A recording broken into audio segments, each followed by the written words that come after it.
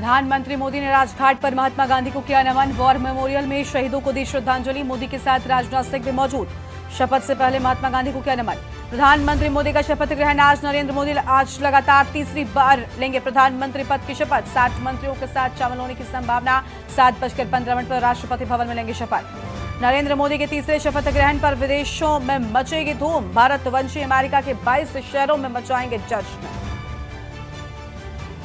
खड़गे को मिला शपथ ग्रहण समारोह का न्योता। अलायंस पार्टियों से चर्चा के बाद होगा शामिल होने पर फैसला। मणिपुर के जिरीबाम में 2 पुलिस चौकियां, 70 घर जलाए। एसपी का तबादला। 200 उग्रवादी मणिपुर में घुसपैठ के फिराक में। यूपी एमपी समेत राज्यों में हीट वेव का अलर्ट। महाराष्ट्र और कर्नाटक में 2 दिन भारी बारिश का अनुमान। छत्तीसगढ़ पहुंचा मॉनसून। आप देख रहे हैं के न्यूज, खबरों का सारथी। नमस्कार, आप देख रहे हैं के न्यूज इंडिया। मैं हूं आपके साथ गरिमा वाजपेयी और अब बात करेंगे आज होने वाली शपथ की। जी हां, लगातार तीसरी बार नरेंद्र मोदी आज प्रधानमंत्री पद की शपथ ग्रहण कर लेंगे। दिल्ली से बड़ी जानकारी आपको हम बताते हैं, जहां मोदी 3.0 का शपथ ग्रहण कार्यक्रम आज होगा। मॉरिशस के प्रधानमंत्री प्रवीण कुमार जगन्नाथ बनेंगे इसके साक्षी। मोदी के शपथ ग्रहण समारोह में शामिल होंगे। शाम 7:15 पर प्रधानमंत्री बनेंगे नरेंद्र मोदी। पीएम पद की शपथ लेंगे नरेंद्र मोदी। बड़ी जानकारी आपको हम बता रहे हैं। तो शाम का वक्त लगभग 7:15 पर राष्ट्रपति भवन में शपथ ग्रहण समारोह होगा और प्रधानमंत्री पद की शपथ लेंगे नरेंद्र मोदी। बड़ी जानकारी आपको हम बता रहे हैं। दिल्ली से बड़ी खबर।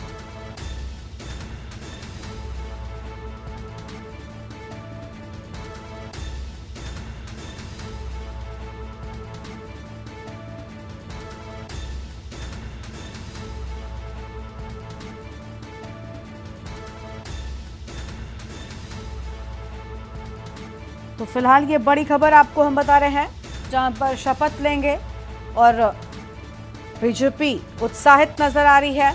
बड़ी जानकारी आपको हम बता रहे हैं और इसी खबर पर बातचीत के लिए हमारे साथ में हमारे संवाददाता अलग अलग जगहों से जुड़ेंगे। सबसे पहले उनका रुख कर लेते हैं। शुभम कोटनाला हमारे साथ में देहरादून से जुड़ रहे हैं। सबसे पहले उनके पास चलेंगे। संदीप भी लखनऊ से जुड़े हुए हैं। शुभम, देखिए, पूरे देश में भारतीय जनता पार्टी के जो समर्थक है वो आज उत्साहित नजर आ रहे हैं, क्योंकि लगातार तीसरी बार सरकार बनने जा रही है और नरेंद्र मोदी आज शाम 7:15 पर प्रधानमंत्री पद की शपथ ग्रहण करेंगे।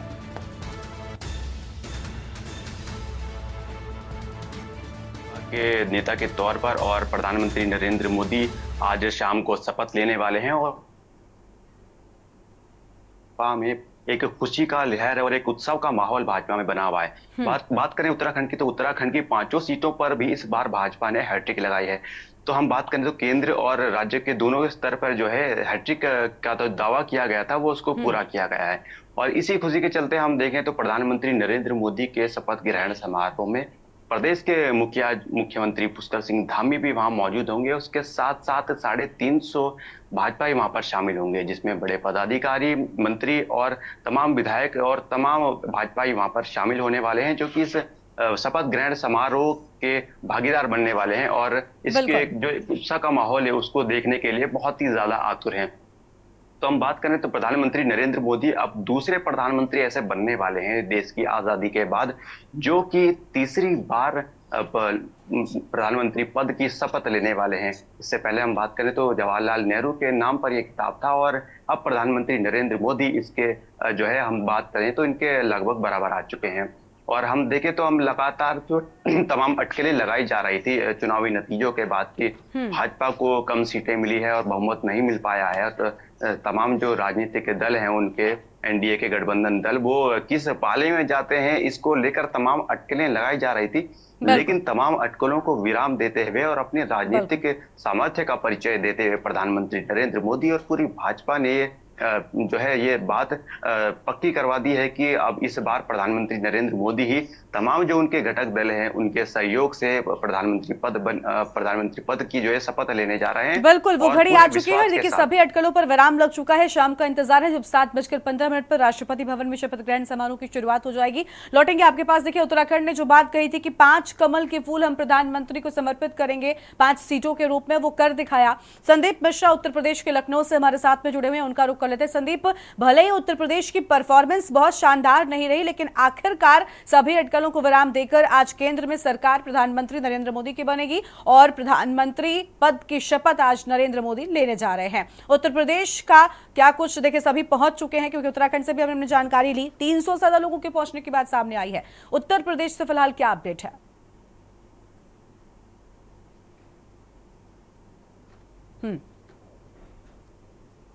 लोग जो हैं उत्तर प्रदेश से जो है आज दिल्ली के लिए रवाना हो चुके हैं। कल देर रात ही लोगों ने ट्रेनों से या अपने अपने साधनों से लगातार दिल्ली का रुख करना शुरू कर दिया था, क्योंकि जिस तरीके से उत्तर प्रदेश एक बड़ा राज्य है और इस बड़े राज्य होने के नाते उत्तर प्रदेश में वो महत्वपूर्ण सीटें जो है नहीं निकाल पाए भारतीय जनता पार्टी, जिसकी उम्मीद थी भारतीय जनता पार्टी को। पिछले 2019 के चुनाव की अगर हम बात करते हैं तो 63 सीटें जरूर भारतीय जनता पार्टी ने जीती थी, लेकिन इस बार वो नहीं कायम हो पाया और 33 सीटों पर ही भारतीय जनता पार्टी रह गई। लेकिन महत्वपूर्ण होंगी इन 33 सीटें, क्योंकि जहां सहयोग सभी एनडीए के घटक दल कर रहे हैं तो निश्चित तौर पे ये 33 सीटें भी काफ़ी महत्वपूर्ण होंगी। अब देखना ये होगा कि उत्तर प्रदेश में कौन कौन मंत्रियों किन किन को मंत्री का पद मिलता है, ये महत्वपूर्ण होगा, क्योंकि लगातार अब कयास लगाई जा रही है कि शपथ ग्रहण के बाद से मंत्रिमंडल विस्तार होगा, तो मंत्रिमंडल विस्तार में किस किस का नाम सामने आएगा और कौन कौन यहाँ से उत्तर प्रदेश से इस बार जो है।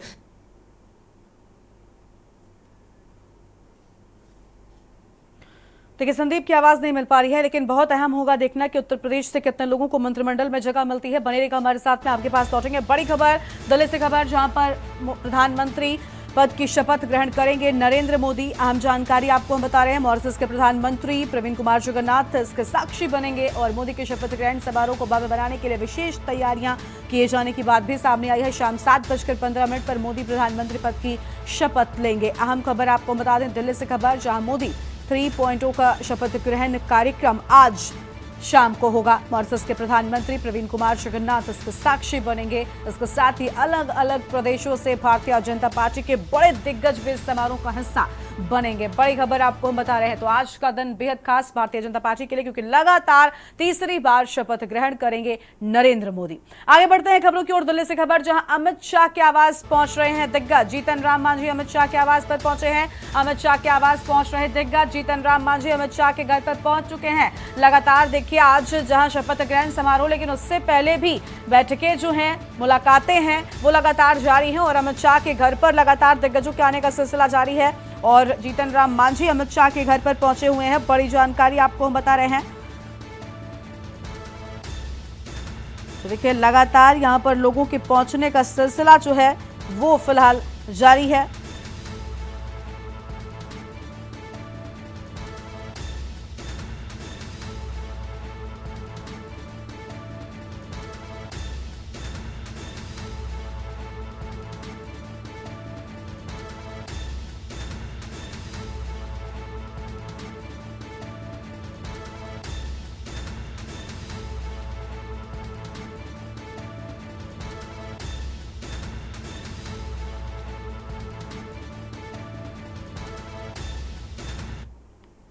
और आगे बढ़ते हैं खबरों की ओर। दिल्ली से खबर आपको बताते हैं, जहां जेडीयू सांसद ललन सिंह दिल्ली पहुंच चुके हैं। पार्टी प्रमुख नीतीश कुमार के आवास पर ललन सिंह पहुंचे हुए हैं। जेडीयू सांसद ललन सिंह दिल्ली पहुंचे हैं। पार्टी प्रमुख नीतीश कुमार के आवास पर पहुंचे हैं ललन सिंह। बड़ी जानकारी, लगातार बड़ी बैठकों का सिलसिला जारी है और ललन सिंह भी पहुंच चुके हैं दिल्ली। देखिए, आज सबसे अहम नजर जो है वो इस बात पर होगी कि किसको किस तरीके से एडजस्ट किया जाता है और किस दल को कितने मंत्री पद मिलते हैं। ये बहुत अहम होगा, क्योंकि इस बार जिस तरीके से पूर्ण बहुमत नहीं मिल पाया भारतीय जनता पार्टी को और मिली जुली सरकार की बातें सामने आई, उसके बाद अब सभी को किस तरीके से एडजस्ट करेगी भारतीय जनता पार्टी, ये देखना बहुत अहम होगा। फिलहाल एनडीए की सरकार बन रही है, लेकिन अहम दल, चाहे वो चंद्रबाबू नायडू की टीडीपी हो या फिर नीतीश कुमार साथ में मिले हो, इन सब के साथ होकर सरकार बन रही है। तो ऐसे में इन सभी दलों को कितना संतुष्ट कर पाते हैं, ये देखना बहुत अहम होगा। और कौन सा मंत्रालय किस मंत्री को सौंपा जाता है, इस पर भी नजर होगी। तो जेडीयू सांसद ललन सिंह दिल्ली पहुंच चुके हैं। बड़ी खबर, नीतीश कुमार के आवास पर पहुंचे हुए हैं।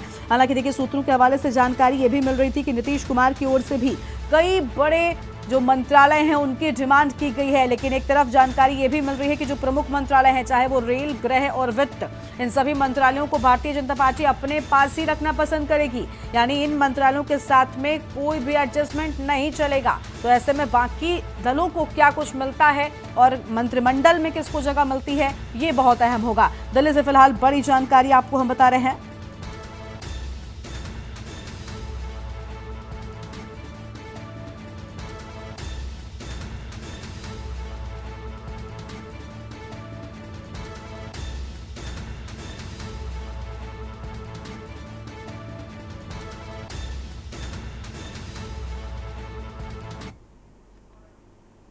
आगे बढ़ते हैं खबरों की ओर। लखनऊ से खबर, प्रधानमंत्री मोदी का शपथ ग्रहण आज। लगातार तीसरी बार प्रधानमंत्री पद की शपथ लेंगे। 60 मंत्रियों के शामिल होने की इसमें संभावना है। 7:15 पर राष्ट्रपति भवन में होगा शपथ और यूपी से 1200 नेता शपथ ग्रहण में शामिल होंगे। तो देखिए, उत्तर प्रदेश से 1200 जो अहम लोग हैं वो इस कार्यक्रम का हिस्सा बन सकते हैं। बड़ी जानकारी आपको हम बता रहे हैं। तो देखिए, लगातार एक तरफ इस कार्यक्रम को भव्य बनाने की जो तैयारी है वो जारी है और कई अहम लोग इस शपथ ग्रहण समारोह में लगातार पहुंच रहे हैं। तो बड़ी खबर आपको हम बता दें।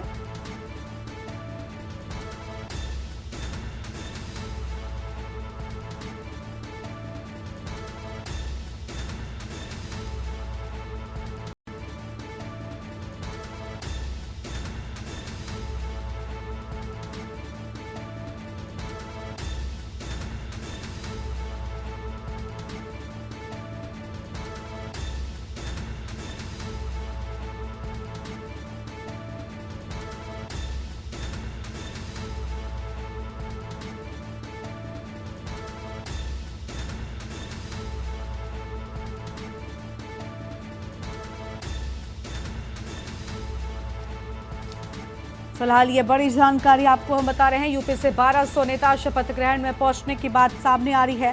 तो उत्तर प्रदेश से कुल 1200 लोग पहुंच रहे हैं और इनमें से कई लोगों के कल ही दिल्ली रवाना हो जाने की बात भी सामने आई थी। अब संदीप हमारे साथ में लगातार जुड़े हुए हैं। संदीप, देखिए, कई अहम लोग पहुंच चुके हैं। जैसा आप पहले भी बता रहे थे कि 1200 लोग इस शपथ ग्रहण में उत्तर प्रदेश से शामिल होने के लिए पहुंच रहे हैं।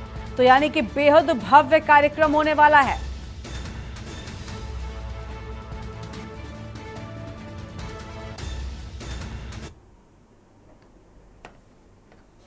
का 3.0 होगा, वो काफी भव्य करने की तैयारी भारतीय जनता पार्टी कर रहा है। यानी कि कहीं ना कहीं भारतीय जनता पार्टी ये सिद्ध करेगा कि किस तरीके से मोदी सरकार इस बार जो है कार्यकाल में अपने 10 साल के जो कार्यकाल रहे हैं उसमें कितना बेहतर काम किया है, उस काम को जनता के बीच में कितनी सराहना मिली है, इन कामों को लेकर के माना जा रहा है कि इस बार जो है जो भव्य कार्यक्रम हो रहा है वो दिल्ली में आयोजित किया जा रहा है। क्योंकि जिस तरीके से आज शपथ ग्रहण होगा, फिर उसके बाद मंत्रिमंडल विस्तार होगा, तो ये कयास लगाई जा रही है कि आखिर मंत्रिमंडल में उत्तर प्रदेश में इस बार किसको किसको जगह मिलने वाली है। तो इसकी कयास लगातार काफी तेज हो चुकी है, क्योंकि जिस तरीके से लगातार जो है चर्चाओं का दौर जो है वो जारी है कि इन सभी के नामों पे चर्चाएं लगातार चल रही हैं। कुछ लोग बता रहे हैं कि जितिन प्रसाद का नाम है, कुछ लोग बता रहे हैं एसपी सिंह का नाम है। तो बहुत से ऐसे जो नाम है उन नामों पर लगातार चर्चाएं जो है वो तेज हो चुकी है गरिमा। लेकिन साफ है कि आज के शपथ ग्रहण के बाद से ये स्पष्ट होंगी कि चीजें कि किनको उनको उत्तर प्रदेश से जो है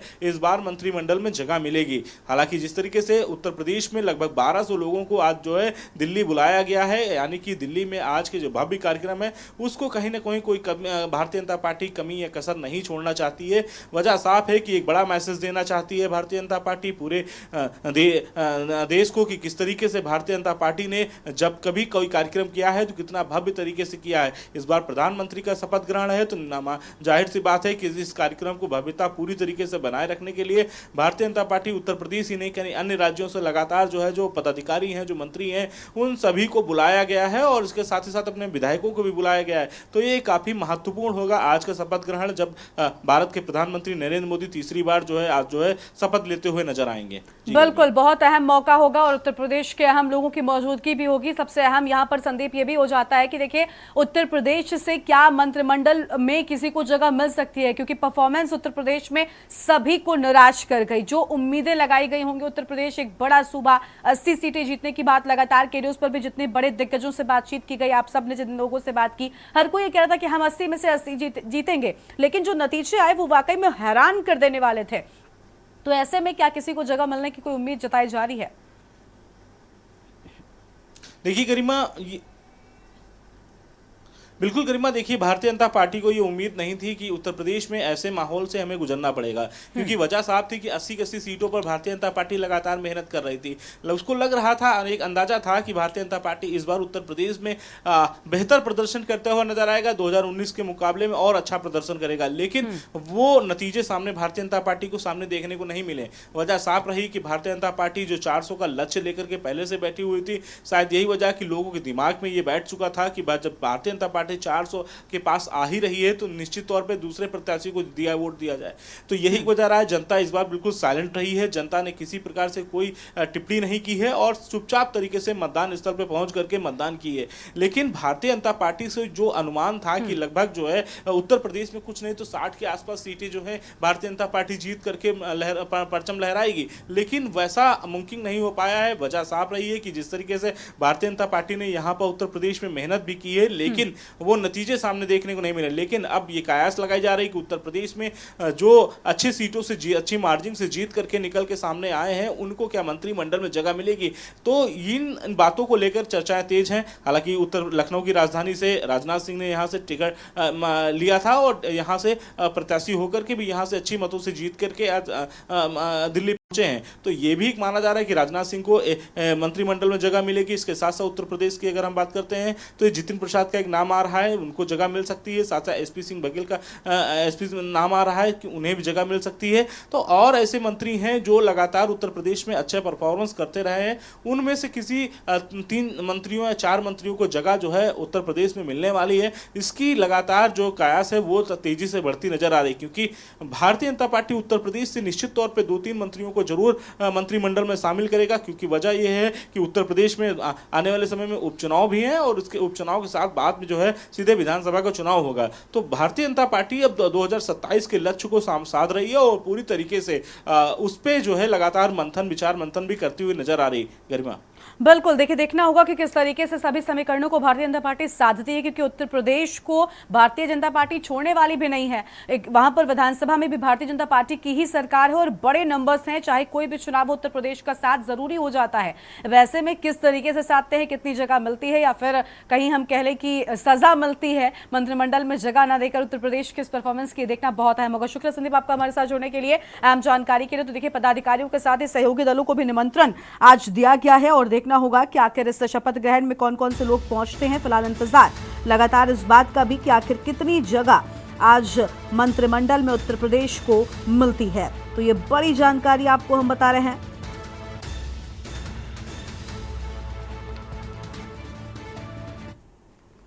और आगे बढ़ेंगे खबरों की ओर। दिल्ली से खबर, जहां मोदी सरकार 3.0 शपथ ग्रहण के लिए पूरी तरीके से तैयार है। शपथ ग्रहण 7 देशों में मेहमानों को न्योता, नरेंद्र मोदी पर देश दुनिया की निगाहें। तीसरी बार प्रधानमंत्री पद की शपथ लेंगे नरेंद्र मोदी। 7:15 पर शपथ ग्रहण करेंगे। बड़ी जानकारी आपको हम बता रहे हैं। तो 7:15 पर राष्ट्रपति भवन में होगा शपथ ग्रहण समारोह। बड़ी खबर आपको हम बता रहे हैं, जहां देश दुनिया की जो नजर है वो बनी हुई है।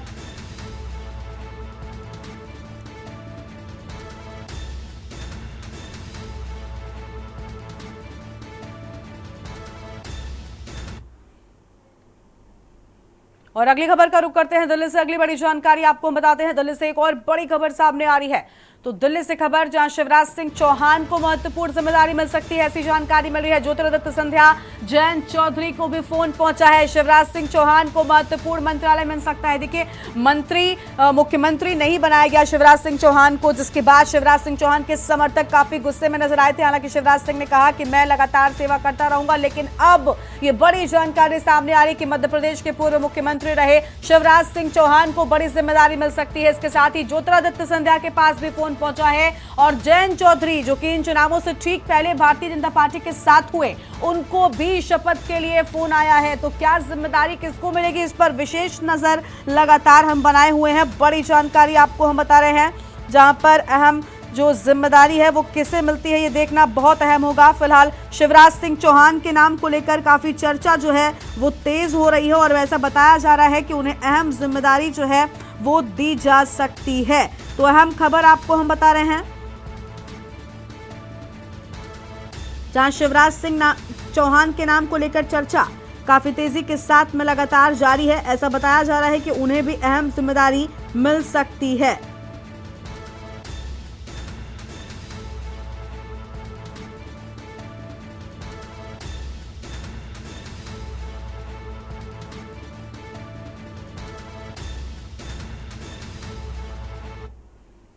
और एक और खबर का रुख कर लेते हैं। दिल्ली से बड़ी जानकारी आपको हम बताते हैं। इस बीच एक और बड़ी जानकारी दिल्ली से, जहां प्रहलाद जोशी को फिर से कैबिनेट में शामिल किया जाएगा।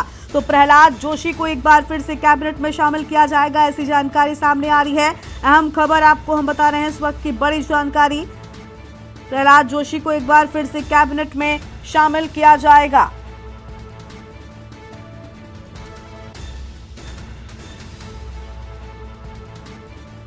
तो ये बड़ी खबर आपको हम बता दें।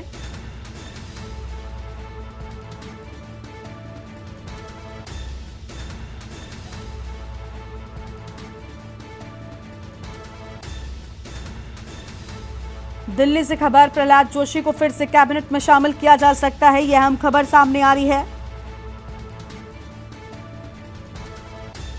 और एचडी कुमारस्वामी का मंत्री बनना तय माना जा रहा है। देखिए, कई नामों को लेकर जो लगातार चर्चाएं हो रही थी, उस पर भी मोहर लगती हुई नजर आ रही है। अखिलेश सिंह जी हमारे साथ में विशेष संवाददाता जुड़ चुके हैं। अखिलेश जी, एचडी कुमारस्वामी का मंत्री बनना तो तय है। टीडीपी के कोटे से 2 सांसद यूनियन मिनिस्टर बनेंगे। देखिए, टीडीपी हो या नीतीश कुमार का दल, बड़ा समर्थन, बड़ा सहयोग इस बार की सरकार में, इसलिए कहीं ना कहीं बड़ी जिम्मेदारियां भी मिलनी शुरू होंगी और लगभग शाम तक शपथ ग्रहण के साथ ही तस्वीर साफ हो जाएगी।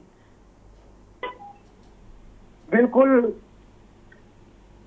मनोनीत प्रधानमंत्री नरेंद्र मोदी के शपथ ग्रहण समारोह की ज्यों-ज्यों तैयारियां तेज और अंतिम क्षणों में पहुंच रही, वैसे ही सांसदों की भी धड़कनें तेज हो रही, क्योंकि हर सांसद को इंतजार है कि किसको कब कहां मंत्री पद की शपथ लेने के लिए फोन आ जाए, किसको प्रधानमंत्री के यहाँ चाय पर चर्चा के लिए कॉल आएगी, किसे अमित शाह के घर बुलाया जाएगा। इन अटकलों का बाजार बिल्कुल इस समय दिल्ली गर्म है और हर सांसद अपनी फोन की घंटी पर नजर टिकाए हुए कि कब उसकी घंटी बजती है फोन की और पता लगता है कि उसको कॉल आ गई। तो इस लिहाज से जो शपथ ग्रहण समारोह शाम को 7:15 पर राष्ट्रपति भवन के सेंट्रल हॉल में होगा, उसमें जो संभावित मंत्री बनाए जाने हैं उनके नामों की चर्चा कुछ की चल रही है और कुछ तो कन्फर्म भी माने जा रहे हैं, चाहे वो जेडीयू के तरफ से ललन सिंह हो, संजय झा हो, इन नामों को कन्फर्म मान के चला जा रहा है। वहीं आपको टीडीपी के तरफ से देखा जाए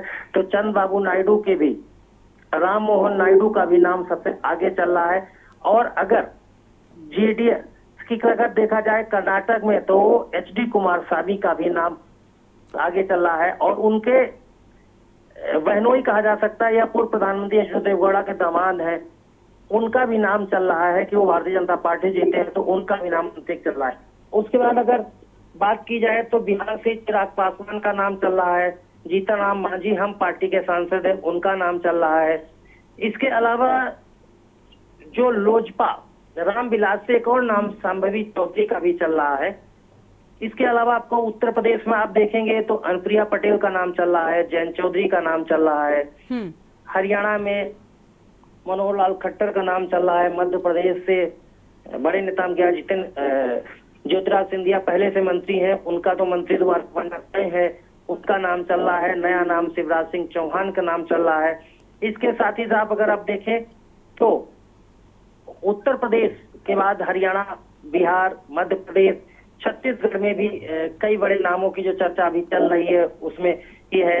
तो तमाम ऐसे नाम हैं। अगर यहाँ देखा जाए जो उत्तर प्रदेश में भी पीडब्ल्यूडी मंत्री थे जितिन प्रसाद हैं, उनका नाम चल रहा है ब्राह्मण चेहरे के तौर पर। वो पहले भी केंद्र में 2 बार मंत्री रह चुके हैं मनमोहन सिंह की सरकार यानी कांग्रेस वाली सरकार में। तो ये नाम है। नोएडा से लोकसभा सांसद गौतम बुद्ध नगर सीट से जो आते हैं डॉक्टर महेश शर्मा, उनका नाम चल रहा है। इसके बाद जो वर्तमान में उत्तर प्रदेश से पंकज चौधरी मंत्री हैं, जो गोरखपुर से सटी हुई सीट से आते हैं, उनका नाम पहले से ही चल रहा है। जगदम्बिका पाल का भी नाम चर्चा में आ रहा है। तो इस तरह के तमाम जो नाम है अभी चर्चा में चल रहे हैं। इनमें अधिकांश लोगों को जो सहयोगी दल है उनको फोन गया है, वो उनको अमित शाह के घर बुलाया गया है, उनसे बातचीत अमित शाह कर रहे हैं। बाकी प्रधानमंत्री आवास से उन सबके पास फोन जा रहे हैं।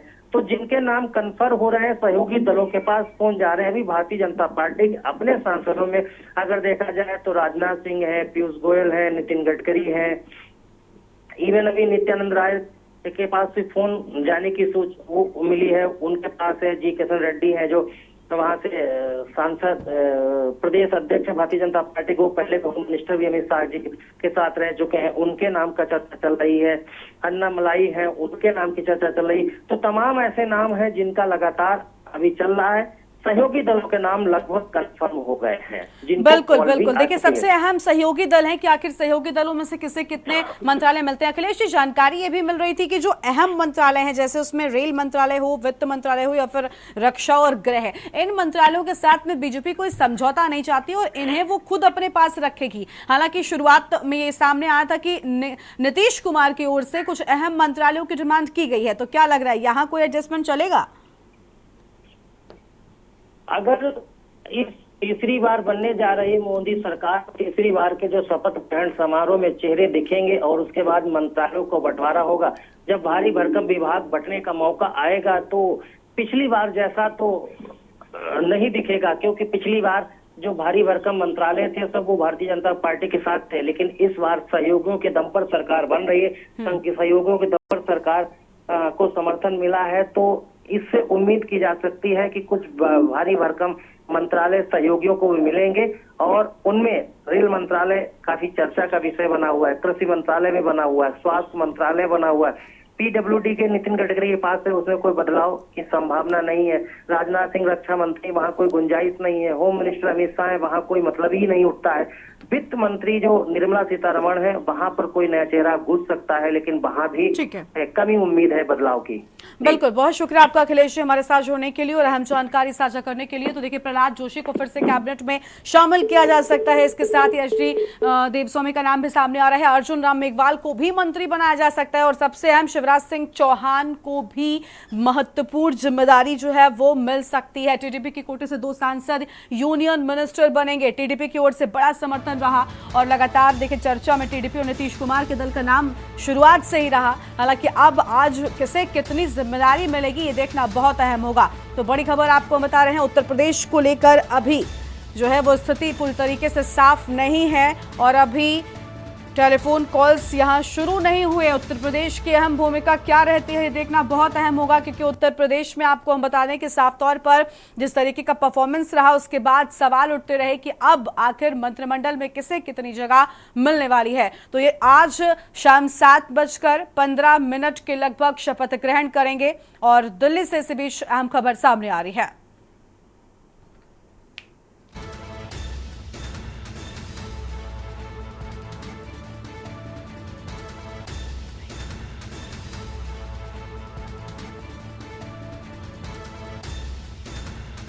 तो दिल्ली से बड़ी खबर, राजनाथ सिंह से मुलाकात कर रवाना हुई अनुप्रिया पटेल। राजनाथ सिंह से मुलाकात करने के लिए पहुंची थी अनुप्रिया पटेल। अनुप्रिया पटेल राजनाथ सिंह के आवास से फिलहाल निकल चुकी हैं। ये बड़ी खबर आपको हम बता रहे हैं। राजनाथ सिंह से मुलाकात कर रवाना हुई अनुप्रिया पटेल। अहम जानकारी सामने आ रही है। अनुप्रिया पटेल राजनाथ सिंह के आवास से निकल चुकी हैं। तो राजनाथ सिंह के आवास से निकल चुकी हैं अनुप्रिया पटेल। अहम खबर आपको हम बता रहे हैं।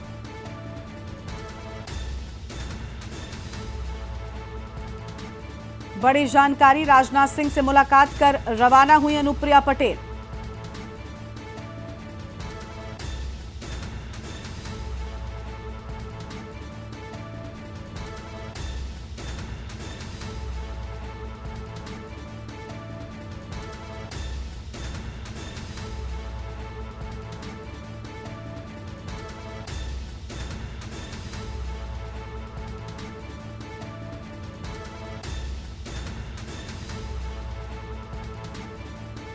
अहम जानकारी आपको हम बता दें, दिल्ली से खबर, अनुप्रिया पटेल राजनाथ सिंह के आवास से निकल चुकी हैं, मुलाकात करने के लिए पहुंची थी। बड़ी जानकारी, राजनाथ सिंह से मुलाकात कर रवाना हुई अनुप्रिया पटेल। बड़ी खबर आपको हम बता रहे हैं।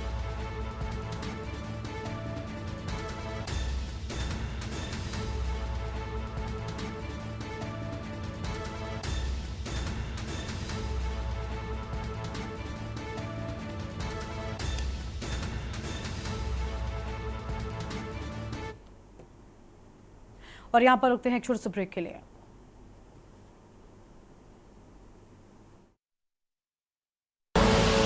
आप देख रहे हैं के न्यूज, खबरों का सारथी। नमस्कार, मैं हूं आपके साथ यशु शुक्ला और बात कर रहे हैं शपथ 3.0। और आपको बता दें कि आज प्रधानमंत्री के शपथ ग्रहण में शामिल होंगे। मालदीव के राष्ट्रपति मोहम्मद मुइज़्ज़ू दिल्ली पहुंच चुके हैं।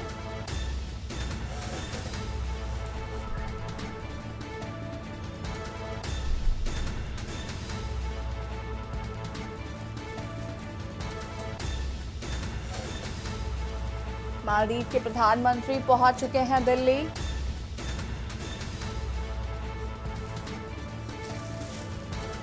प्रधानमंत्री के शपथ ग्रहण समारोह में होंगे शामिल। मालदीव के राष्ट्रपति होंगे शामिल प्रधानमंत्री के शपथ ग्रहण समारोह में।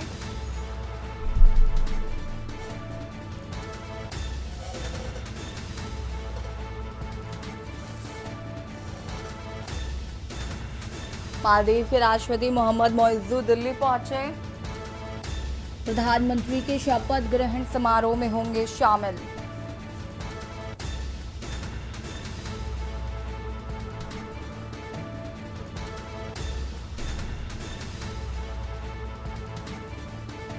मालदीव के राष्ट्रपति मोहम्मद मुइज़्ज़ू दिल्ली पहुंचे, प्रधानमंत्री के शपथ ग्रहण समारोह में होंगे शामिल।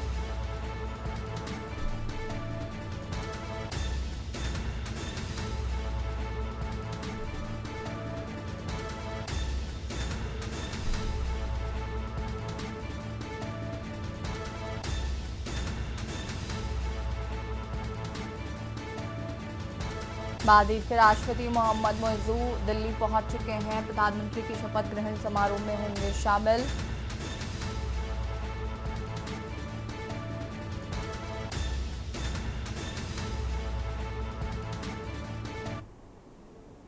और इसी बीच आपको दिल्ली से एक और खबर बता देते हैं। दिल्ली से खबर,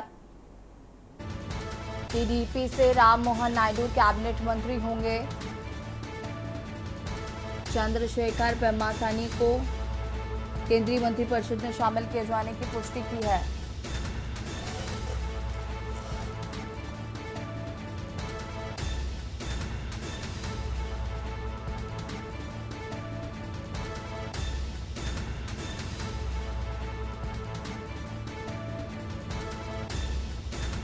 केंद्रीय मंत्रिपरिषद में शामिल किए जाने की पुष्टि की है।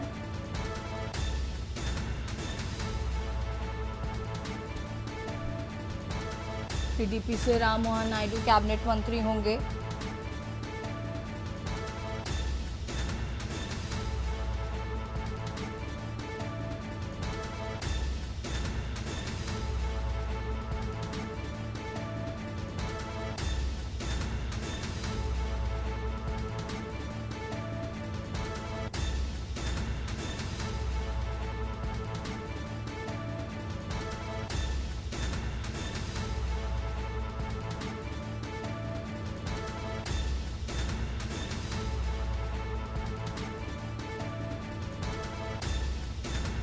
टीडीपी से राम मोहन नायडू कैबिनेट मंत्री होंगे।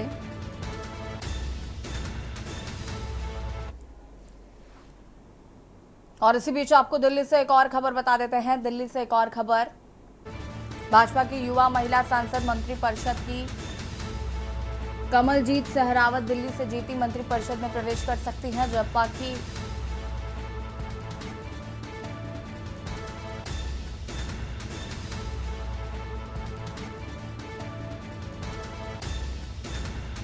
भाजपा की युवा महिला सांसद मंत्रिपरिषद में करेंगी प्रवेश।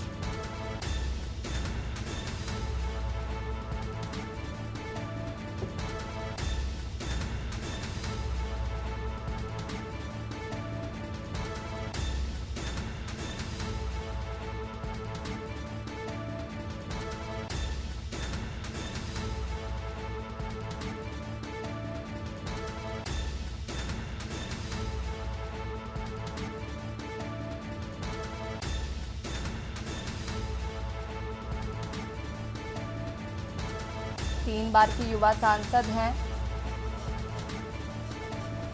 कमलजीत सहरावत, मंत्रिपरिषद में प्रवेश करेंगी।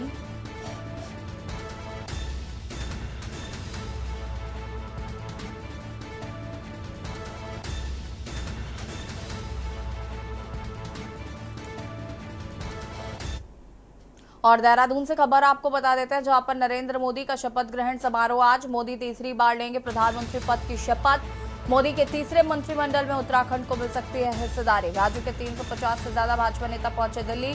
मुख्यमंत्री पुष्कर सिंह धामी समारोह में मौजूद रहेंगे। बीजेपी प्रदेश अध्यक्ष महेंद्र भट्ट भी रहेंगे मौजूद। बता दें कि नरेंद्र मोदी के प्रधानमंत्री बनने से भाजपा उत्साहित नजर आ रही है।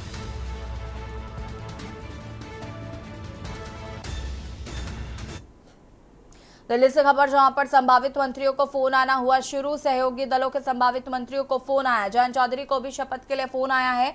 अनुप्रिया पटेल को भी शपथ के लिए फोन किया गया है। राजनाथ सिंह, पीयूष गोयल को भी फोन किया गया है। गडकरी को भी शपथ के लिए आया है फोन। जीतन राम मांझी को भी शपथ के लिए फोन किया गया है। टीडीपी से चंद्रशेखर प्रेमासानी भी मंत्री होंगे। टीडीपी से के मोहन राम नायडू मंत्री होंगे। जेडीयू से राज्यसभा सांसद रामनाथ ठाकुर को भी फोन किया गया है। जेडीएस से एसडी कुमारस्वामी को भी फोन किया गया है। चिराग को भी शपथ के लिए फोन किया गया है। जयंत चौधरी को भी शपथ के लिए आया फोन।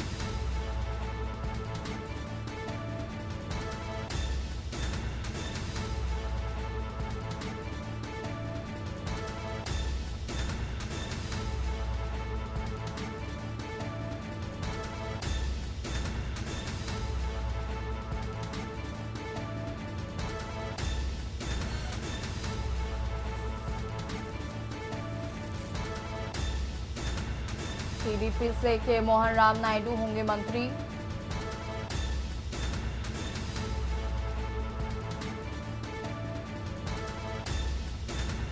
जेडीएस से एसडी कुमारस्वामी को आया फोन। चिराग को भी शपथ के लिए फोन आया।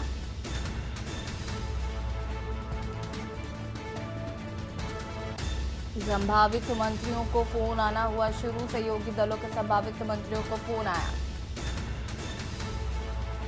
जयंत चौधरी को भी शपथ के लिए फोन किया गया है। दिल्ली और भाजपा नेता शिवराज सिंह चौहान का बयान सामने आया। देश का सौभाग्य है कि मोदी जी तीसरी बार शपथ ले रहे हैं। विकसित भारत का संकल्प होगा पूरा, देश विश्व गुरु बनेगा। शिवराज सिंह चौहान ने दिया बयान। कहा, विकसित भारत का संकल्प होगा पूरा, देश एक बार फिर विश्व गुरु बनेगा। भाजपा नेता शिवराज सिंह चौहान का आया बयान। दिल्ली से खबर, देश का सौभाग्य है कि मोदी जी तीसरी बार ले रहे हैं शपथ। विकसित भारत का संकल्प पूरा, देश विश्व गुरु बनेगा। शिवराज सिंह।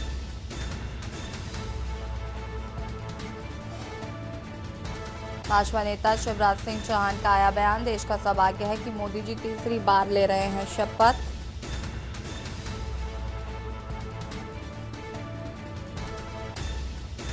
देश विश्व गुरु बनेगा। शिवराज सिंह चौहान। भाजपा नेता शिवराज सिंह चौहान का बयान।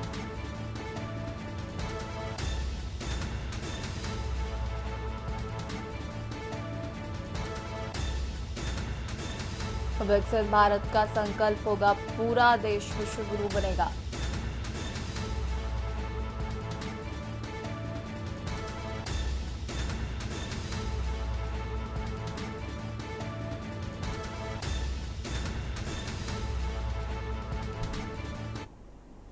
दिल्ली से खबर आपको बता देते हैं, जहां पर कांग्रेस के राज्यसभा सांसद प्रमोद तिवारी का बयान सामने आया।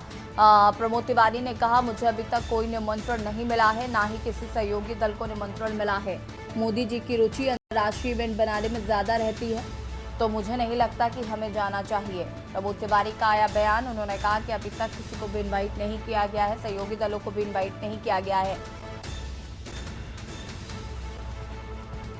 ना ही किसी सहयोगी दल को मिला है निमंत्रण। मोदी जी की रुचि अंतर्राष्ट्रीय इवेंट बनाने में ज्यादा रहती है, तो मुझे नहीं लगता कि हमें जाना चाहिए। प्रमोद तिवारी का बयान।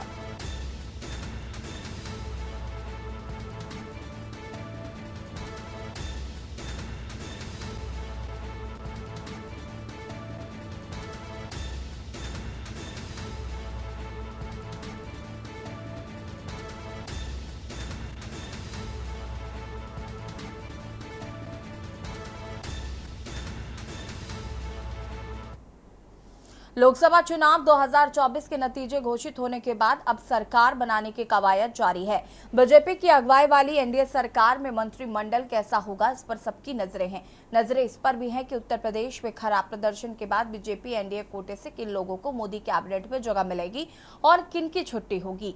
नई कैबिनेट गठन में ब्राह्मण, दलित, ओबीसी को साधने की भी कोशिश होगी। ऐसे में आइए जानते हैं मोदी 3.0 कैबिनेट कैसी हो सकते हैं। कुछ राज्यों में बीजेपी की हार भी जीत भी। पंजाब, तमिलनाडु में बीजेपी को नहीं मिली एक भी सीट।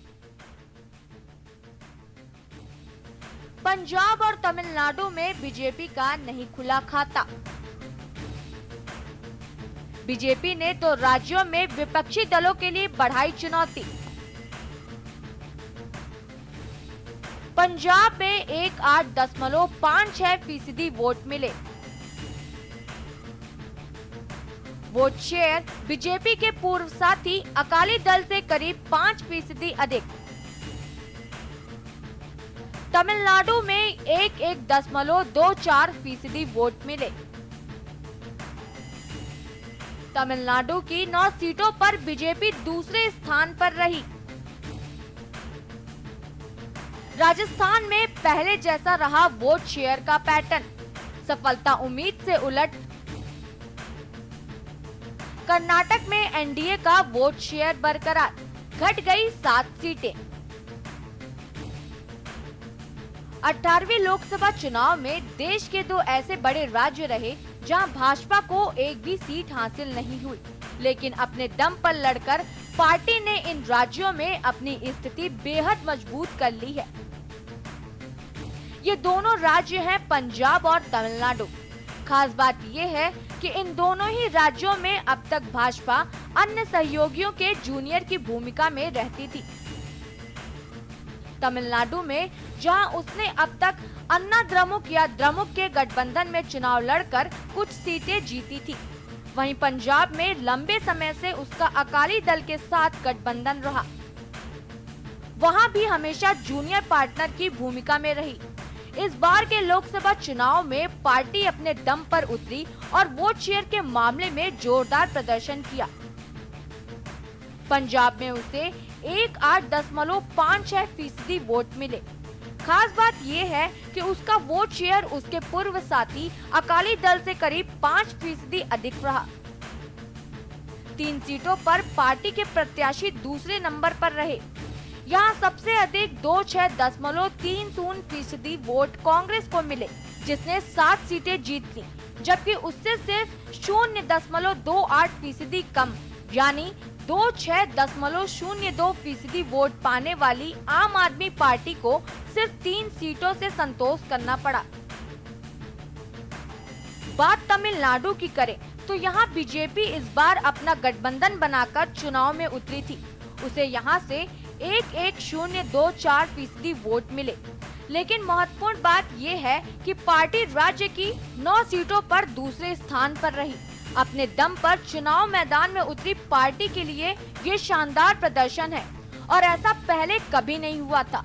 जाहिर है भविष्य में पार्टी को अब तक स्थानीय दल गंभीरता से लेंगे और अगर अन्ना द्रमुक के साथ उसका गठबंधन फिर से होता है तो बातचीत अब बराबरी के स्तर पर होगी।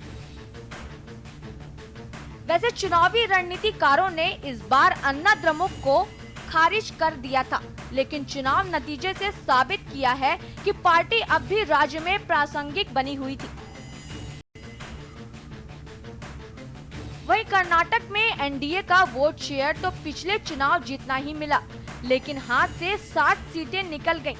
पिछले चुनाव में भाजपा को अकेले 51.83% वोट और 25 सीटें मिली थी।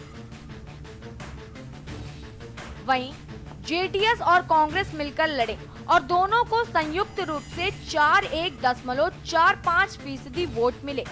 इसमें कांग्रेस को 31.88 जबकि जेडीएस को 9.67% वोट मिले। दोनों को मिलाकर 2 सीट आई। इस बार भाजपा और जेडीएस मिलकर लड़े और उन्हें कुल 51.66% वोट मिले, जिसमें भाजपा को 46.06 जबकि जेडीएस को 5.6% वोट मिले।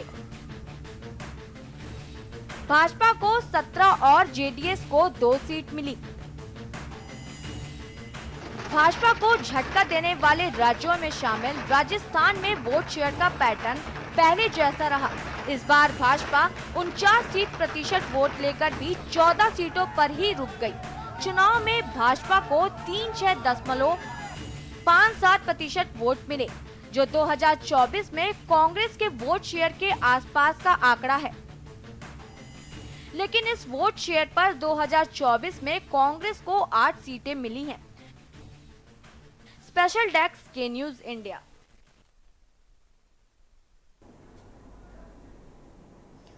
18वीं लोकसभा के चुनाव के कई मामलों में अलग रहे। दरअसल कुछ राज्यों में बीजेपी की हार भी हुई और जीत भी। पंजाब तमिलनाडु में बीजेपी को एक भी सीट नहीं मिली। फिर भी बीजेपी ने 2 राज्यों के विपक्षी दलों के लिए चुनौती बढ़ा दी है। बता दें कि बीजेपी को पंजाब में 18.56% वोट मिले। वोट शेयर बीजेपी के पूर्व साथी अकाली दल से करीब 5% अधिक है। वहीं तमिलनाडु में बीजेपी को 11.24% वोट मिला। तमिलनाडु की 9 सीटों पर बीजेपी दूसरे स्थान पर रही है। तो आपको बता दें कि आज शपथ ग्रहण समारोह होना है और उसको लेकर तैयारियां तेज कर दी गई है। संभावित मंत्रियों को फोन कॉल करना भी शुरू कर दिया गया है। साथ ही साथ अगर हम बात करें तो आज प्रधानमंत्री मोदी तीसरी बार प्रधानमंत्री पद की शपथ लेंगे। साथ ही साथ जो छोटे छोटे घटक दल हैं उनके लोगों को भी मंत्रियों में जगह मिलेगी। लोकसभा चुनाव 2024 के नतीजे घोषित होने के बाद अब सरकार बनाने की कवायद जारी है। बीजेपी की अगुवाई वाली एनडीए सरकार में मंत्रिमंडल कैसा होगा, इसी पर सभी की नजरें हैं। देखिए रिपोर्ट। अल्पमत में होने के बावजूद नई सरकार में भाजपा का पुराना रुतबा कायम रहेगा। एनडीए के घटक दलों की बैठक में यही संकेत मिले हैं। सूत्र से मिल रही जानकारी के मुताबिक भाजपा अध्यक्ष जेपी नड्डा के आवास पर अमित शाह की मौजूदगी में हुई एनडीए की बैठक में तेदेपा को 3, जदयू को 2 और लोजपा, एनसीपी, शिवसेना, जन कल्याण, जदएस, रालोद को एक मंत्री पद देने पर सहमति बनी है। गौरतलब है कि 2019 में सहयोगी दलों के साथ मिलकर बीजेपी ने यूपी में 64 लोकसभा सीटें जीती थीं। इसी वजह से केंद्रीय मंत्रिमंडल में प्रतिनिधित्व देते हुए प्रधानमंत्री समेत 14 मंत्री बनाए गए थे, जबकि इस बार ये आंकड़ा 36 पर ही सिमट गया। ऐसे में ये तय माना जा रहा है कि उत्तर प्रदेश से मंत्रियों की संख्या कम होगी। आपको बता दें कि अमित शाह ने घटक दलों के वरिष्ठ नेताओं के साथ अलग अलग बैठक की है। जदयू संग हुई बैठक में बिहार के सीएम नीतीश कुमार के अलावा संजय झा और ललन सिंह मौजूद थे। चंद्रबाबू नायडू के साथ भी 2 सांसद थे, जबकि अजीत पवार के साथ प्रफुल्ल पटेल थे। पवन कल्याण व चिराग पासवान ने अकेले ही मुलाकात की। सूत्रों के मुताबिक तेदेपा को 1 कैबिनेट और 2 राज्य मंत्री, जदयू को 1 कैबिनेट और 1 राज्य मंत्री के प्रस्ताव पर सहमति बनी है। कहा जा रहा है कि लोजपा, शिवसेना व एनसीपी को 1 कैबिनेट मंत्री का पद मिलेगा। इसके अलावा जन कल्याण पार्टी सहित कुछ छोटे दलों को राज्य मंत्री का 1 पद मिलेगा। विभागों का फैसला रविवार को होने वाले शपथ के दिन उसके बाद किया जाएगा। संतुलन स्थापित करने और गठबंधन को एकजुट रखने के लिए पार्टी नेतृत्व छोटे दलों के नेताओं के साथ बैठक कर सारी बाधाएं दूर करने के मकसद पर काम कर रही है। सूत्रों के मुताबिक नई सरकार में राज्यों के सियासी हालात पर खास ध्यान दिया गया है। ऐसे दलों को भी मंत्रिपरिषद में मौका मिल सकता है जिसके पास महज एक ही सीट है। फिलहाल दबाव जैसी कोई बात नहीं। सूत्रों से मिल रही जानकारी के मुताबिक फिलहाल बहुमत के विपरीत हालात में भी बीजेपी के सामने घटक दलों की ओर से दबाव जैसी कोई बात नहीं है। सरकार गठन के साथ ही पार्टी के प्रदर्शन पर ध्यान देना ज्यादा जरूरी माना जा रहा है। आपको बता दें कि जदयू तेदेपा की निगाहें मंत्री पद से इतर राज्य से जुड़े मामलों पर है, इसलिए मंत्री पद के फॉर्मूलों पर ज्यादा आनाकानी नहीं की है। लोजपा जन कल्याण पार्टी का रुख भी सकारात्मक है। स्पेशल डेस्क के न्यूज इंडिया।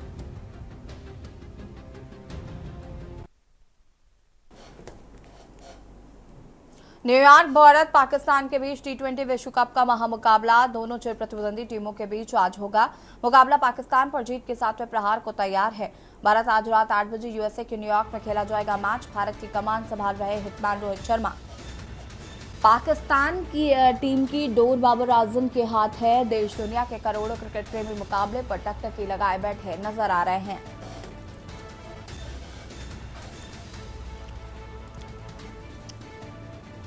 आज रात 8 बजे यूएसए के न्यूयॉर्क में खेला जाएगा मैच। पाकिस्तानी टीम की डोर बाबर आजम के हाथ।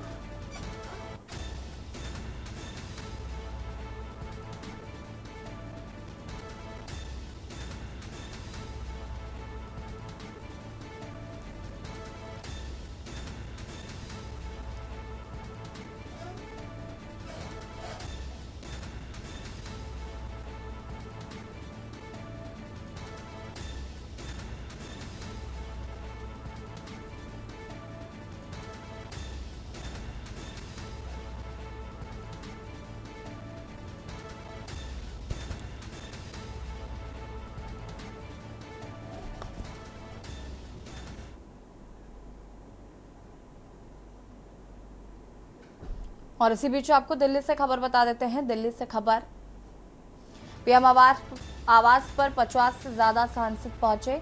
अजय टम्टा, जितिन प्रसाद भी पीएम आवास पहुंचे हुए हैं। रवनीत सिंह बिट्टू पीएम आवास पहुंचे। थोड़ी देर में पीएम आवास पर शुरू होगी चाय पर चर्चा।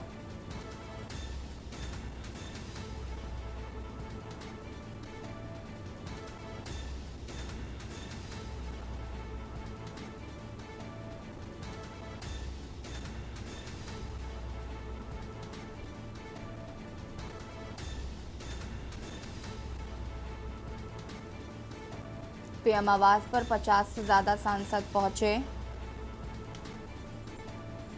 अजय टम्टा, जितिन प्रसाद भी पीएम आवास पर पहुंचे। रवनीत सिंह बिट्टू पीएम आवास पर पहुंचे।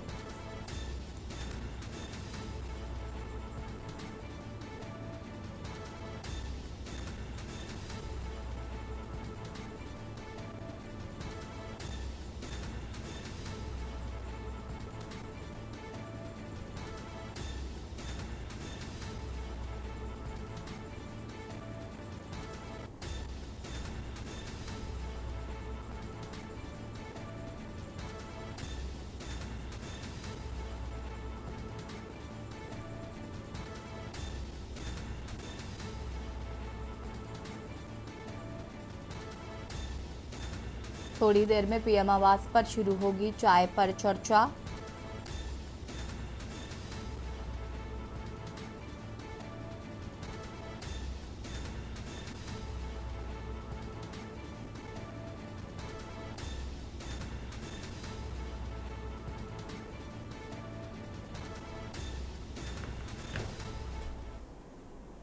और लाइव न्यूज में फिलहाल इतना ही। देखते रहिए के न्यूज इंडिया। नमस्कार। आप देख रहे हैं के न्यूज, खबरों का सारथी।